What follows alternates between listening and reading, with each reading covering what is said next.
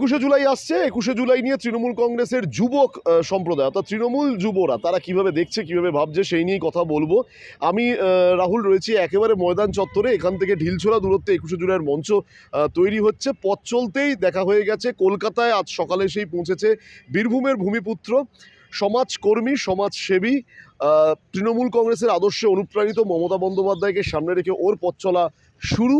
একেবারে young brigade Debesh রায় আমাদের সাথে রয়েছে। দেবেশ, কখন এসে পৌঁছালে? সকালে পৌঁছে গেছি, একদম 10টা নাগাদ। 10টা নাগাদ এসে পৌঁছেছে, একেবারে সকাল সকাল ট্রেন ধরে এসে উপস্থিত হয়েছে এবং স্বাভাবিকভাবেই বেশ কিছু সমাজসেবামূলক কাজ গোটা দিনব্যাপী রয়েছে এবং তার মধ্যে অবশ্যই 21শে জুলাইয়ের মঞ্চ কাজ শুরু হয়েছে, সেটাও একবারে সরজমিনে দেখবে, একবার চাক্ষুষ করবে। আমি একটা করে কথায় আসবো। প্রথমে বলো যে এই মুহূর্তে সার্বিকভাবে বীরভূমে অনেক কিছু কথা হয়। একদিকে তোমাদের বীরভূমের নেতা কাজল শেখ, অন্যদিকে আরে একজন নেতা রয়েছে ডাকাবুকো নেতা অনুব্রত মণ্ডল, কিন্তু সব কিছুকে মাঝে রেখেই একটা ঝগড়া বিবাদ চললেও এই মুহূর্তে বীরভূমের অবস্থানটা কি রয়েছে রাজনৈতিকভাবে? এই মুহূর্তে বীরভূমের অবস্থান খুব ভালো জায়গায় আছে। প্রত্যেক দিনে আমাদের মিটিং মিছিল চলছে, যেরকম আমাদের দলনেত্রী মমতা বন্দ্যোপাধ্যায় যেরকম নির্দেশ দিয়েছে সেই নির্দেশ মতোই আমাদের মিটিং মিছিল প্রত্যেকটা ব্লকে চলছে। এবং সামনেই যেটা আমাদের সবথেকে স্পেশাল দিন শহীদ দিবস 21শে জুলাই, সেই ভিত্তিতেই ব্লকে মিছিল মিটিং আমরা করে চলেছি। আচ্ছা, মানে এই মুহূর্তে আর কোনো ঝগড়াঝাটি নেই? না, ঝগড়াঝাটি নেই। বেশ, যেটা ওর হাসি বলছে না, বড় সংসারে খানিকটা ঝগড়াঝাটি থাকলেও কিন্তু একদম আসল মঞ্চে যুদ্ধের যখন মঞ্চ হয়, ভোটের যখন মঞ্চ হয়, তখন কিন্তু সেই ঝগড়াঝাটি ভুলে একেবারে তৃণমূল কংগ্রেস একটা পরিবার হয়ে যায় এবং সেই জায়গায় দাঁড়িয়ে বীরভূমও কিন্তু এখন সেইভাবেই চলছে, প্রস্তুতি সভা চলছে। আমি একটা বিষয়ে আসবো যে 1993-এর 21শে জুলাই, আজকে 2025, 1993-এর 21শে জুলাই তোমরা দেখোনি ডেফিনেটলি, কিন্তু তোমরা শুনেছো। জানো তো যে 21শে জুলাই কি হয়েছিল এবং কিভাবে পথ চলা শুরু হয়েছিল 21শে জুলাইয়ের সেই দিনে? হ্যাঁ, অবশ্যই সেই বিষয়ে আমি জানি। যেটা ছিল, সালটা ছিল 1993, 21শে জুলাই। সেই সময় সরকার ছিল তৎকালীন বামফ্রন্ট সরকার এবং আমাদের কংগ্রেসের যুবনেত্রী সভাপতি ছিলেন আমাদের দিদি মাননীয় মুখ্যমন্ত্রী মমতা বন্দ্যোপাধ্যায়।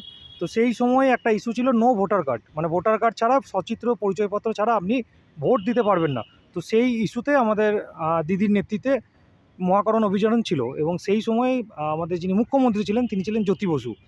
তো দিদির নির্দেশেই আমাদের সমস্ত কংগ্রেস কর্মী উত্তর কলকাতা, দক্ষিণ কলকাতা এবং তার সাথে সাধারণ মানুষ, কে বাদ ছিল না সেই মিটিংয়ে, প্রত্যেকেই কিন্তু মহাকরণ অভিযান করেছিল। এবং তারপর যেটা হয়েছিল, পুলিশ মন্ত্রী যিনি ছিলেন তিনি কিন্তু অবশ্যই জ্যোতি বসুই ছিলেন।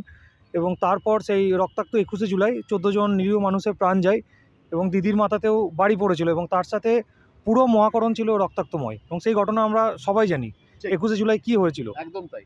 যে কথা রক্তাক্ত 21শে জুলাই, যে কথা জেনে নেওয়ার দরকার যে আজকের যুবক সম্প্রদায়রা যে 21শে জুলাইয়ের গুরুত্বটা জানেন কিনা। একেবারে যেটা আমি প্রমাণ পেলাম যে হ্যাঁ, দেবেশের মতো ছেলেরা তারা কিন্তু 21শে জুলাই এক্স্যাক্টলি কি হয়েছিল তারা সেটা জানেন।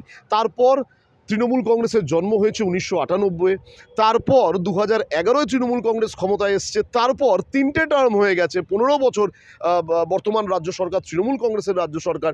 ঠিক এই পরবর্তী পরিস্থিতিতে দাঁড়িয়ে আজকের 2025-এর 21শে জুলাই 32টা বছর অতিক্রান্ত হয়ে গেছে। 21শে জুলাই দেবেশ, তৃণমূল সুপ্রিমো অনেক বার্তা নেন, অনেক নতুনভাবে শপথ গ্রহণের দিন থাকে। তা এবার তোমরা তো আসছো নাকি? হ্যাঁ, অবশ্যই। আমি তো আজকেও এসেছি, আমার সমাজসেবামূলক কিছু কাজকর্ম ছিল, তো আমি ওখানে মঞ্চেও ভিজিট করবো একবার। তারপর রবিবার তো আমরা শনিবার থেকেই বীরভূম থেকে আমাদের যে ইয়াং ব্রিগেড আছে তাদের সবাইকে নিয়ে আমরা মঞ্চে পৌঁছে যাব। বেশ, তারা সবাই শনিবার, ভাবুন শনিবার থেকেই এরা কিন্তু ধীরে ধীরে কলকাতামুখী হচ্ছে তৃণমূল কংগ্রেসের কর্মীরা। দেবেশের নেতৃত্বে, দেবেশের সান্নিধ্যে থাকা যে সমস্ত মানুষজনরা রয়েছে তাদেরকে নিয়ে ওরা আসবে, এই জায়গায় আসবে, 21শে জুলাইয়ের মঞ্চ তারা থাকবে এবং দিদিমণির অবশ্যই রাজ্যের মুখ্যমন্ত্রী তৃণমূল সুপ্রিমো মমতা বন্দ্যোপাধ্যায় তারা বার্তা শুনবে। আমি একটা বিষয়ে আসবো, রাজনৈতিক কর্মীদের সমাজসেবামূলক কাজ করাটা খুব দরকার, এটা অনেকেই বলে, কিন্তু আবার এটাও ঠিক সব সমাজসেবীরাই রাজনৈতিক কর্মী হয় না। তুমি তো সমাজসেবার মধ্যে দিয়ে আছো, তোমার কাছে যদি কোনোদিন কোনো রাজনীতির সংগঠক হিসেবে ভালো সংগঠক তৈরি করবার দায়িত্ব আসে, তুমি কিভাবে দুটো দিক সামলাবে? দেখুন, আমি সংগঠনটা খুব ভালো বুঝি, তো আমার কাছে যদি কোনো দিন অফার আসে আমি দুটোকে ব্যালেন্স করে চলবো, কিন্তু আমার কাছে সবসময় আগে থাকবে সমাজসেবা। ওটা নিয়েই আমার উত্থান এবং ওটা নিয়েই আমি ওটাকে ভালোবেসেই কাজ করে চলেছি। তার সাথে যদি রাজনীতিতে মানে দিদি কোনো দায়িত্ব দেয়, তো সেটা আমি অবশ্যই মানে কাঁধে কাঁধ মিলিয়ে সবাইকে নিয়ে চলবার চেষ্টা করব। বেশ। দেবেশ বলছে যে সমাজসেবা তো থাকবে, সেটাই হচ্ছে একেবারে সামনে থাকবে। সমাজসেবা এবং তারপর রাজনীতি, অর্থাৎ রাজনৈতিক কর্মীর পাশাপাশি সমাজকর্মী হওয়াটাও খুব জরুরি, তাই তো? একদম। একদম।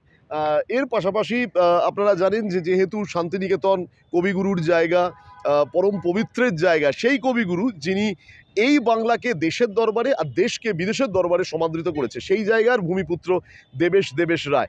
দেবেশ, শান্তিনিকেতন থেকে কলকাতায়, কলকাতা থেকে শান্তিনিকেতন, এই ব্যাপারটা কিভাবে সামলাও তোমার কাজকর্ম, সমাজসেবা সব কিছুর মধ্যে দিয়ে?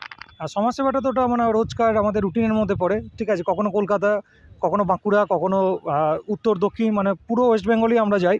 এবং তার সাথে যখন মানে দিদিমণির নেতৃত্বে আমরা কোনো কাজ করি, তো সেটা অবশ্যই আমাদের একটা মানে কী বলবো, একটা ডেলি রুটিনের থেকেও বড়, মানে দিদিমণি দিয়েছে মানে ওই কাজটা আমাদেরকে করতেই হবে। তো সেটা সবসময় মেনে চলি এবং 21শে জুলাইও বিভিন্ন রকম মিটিং মিছিল আমরা করে চলেছি। তো আগামী 21শে জুলাই মানে এটা একটা তাৎপর্যপূর্ণ দিন। এই 21শে জুলাইয়ের হাত ধরেই সরকারের ক্ষমতা চাই, মানে যেটা আমি প্রথমেই বললাম 1993 ঘটনা। তারপর কিন্তু ঠিক 5 বছর পর মানে 1998-এ কিন্তু তৃণমূল কংগ্রেসের জন্ম হয় এবং ঠিক তারপর 2011-এ সরকার গঠন। আপনি যেটা বললেন, তারপর টানা 3টে টার্ম সরকার থেকেছে এবং আর কয়েক মাস পরেই বিধানসভা নির্বাচন। তো এবারও সরকার থাকছে এবং আগের থেকে আরও বেশি ভোট নিয়ে সরকার ক্ষমতায় আসছে। এটা মনে করছো তোমরা? একদম, মানে আগেরবার 211, এইবারে মানে ধরে রাখুন 230 থেকে 240। 230 থেকে 240, 230 থেকে 240 দেবেশরা বলছে।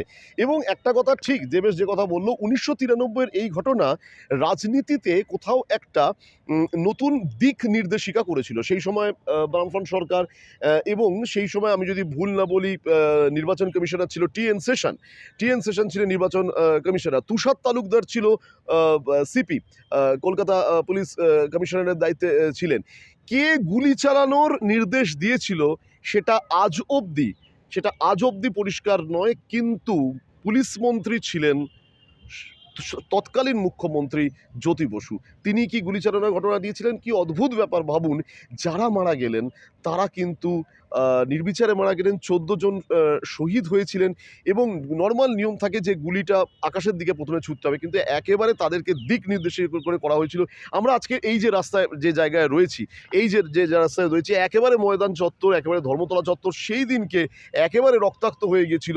চারিদিক থেকে মহাকরণ সবাই মুখী হয়েছিল, কারণ তখন কিন্তু প্রশাসনিক ভবন ছিল একেবারে এখান থেকে একেবারে ঢিলছোড়া দূরত্বে মানে একদম মহাকরণ। যেটা আমরা মানে শুনেছিলাম এবং ওটা এখনও সবাই প্রত্যেকেই জানে, ওই সময় যে মানে যেটা বলে দিয়েছিল যে 15 গজের মধ্যে কিন্তু আপনাকে মানে বিরোধী কাউকেই ঢুকতে দেওয়া হবে না, কারণ সেই সময় বিরোধী নেত্রী ছিলেন আমাদের তৃণমূল সুপ্রিমো মমতা বন্দ্যোপাধ্যায়।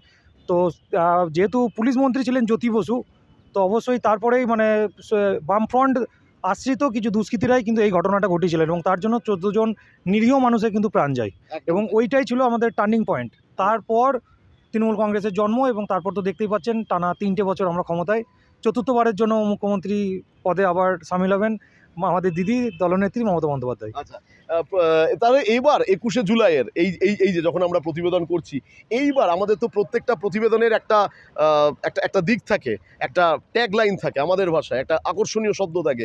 তোমাদের ভাষায় এবারের শব্দ কি হবে, কি বলবে?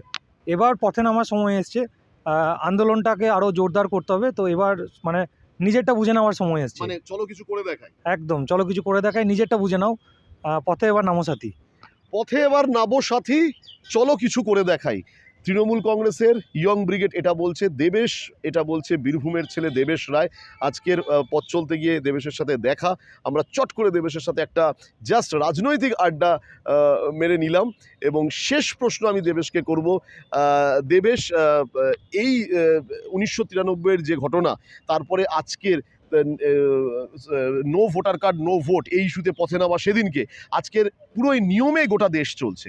আজকের যখন ভোট হচ্ছে সবার হাতেই ভোটার কার্ডটা রয়েছে, পুরো নিয়মে চলছে, অর্থাৎ সেই দিনকেই একটা দেশেরও একটা বিরাট দিক নির্দেশিকা আমার মনে হয় হয়ে গেছিল। একদম, জাতীয় রাজনীতিতে একটা পট পরিবর্তন সেই দিনেই হয়েছিল। মানে বামফ্রন্ট সরকারের সেই দ্বিচারিতা, সেই হিংসাত্মক মানে যে বিষয়টা ওরা করেছিল, ওটা সেই দিনের অবসান। এবং তারপরেই মানে ওই ঘটনার মানে 10 বছরের পরই ক্ষমতা চেঞ্জ। তারপরে আমাদের মানে সবার প্রিয় দলনেত্রী মমতা ব্যানার্জি সিংহাসনে বসেছেন। ঠিক কথা। দেবেশকে অনেক অনেক ধন্যবাদ সময় দেওয়ার জন্য। আপনারা আমাদের সঙ্গে থাকবেন, তার কারণ আমাদের এই ধরনের প্রতিবেদন চলছে। 21শে জুলাইয়ের কিছু দিনের মধ্যেই আবার খুঁটি পুজো হয় আপনারা জানেন, এবং তারপর 21শে জুলাই সোমবার, এবার 21শে জুলাই থাকছে। অবশ্যই নেত্রী কী বার্তা দেন সেদিকে আমাদের নজর থাকবে। অনেক অনেক ধন্যবাদ সময় দেওয়ার জন্য। আমরা দেবেশ রায়ের সঙ্গে কথা বললাম। ধন্যবাদ আপনাদের এই প্রতিবেদনটি দেখার জন্য।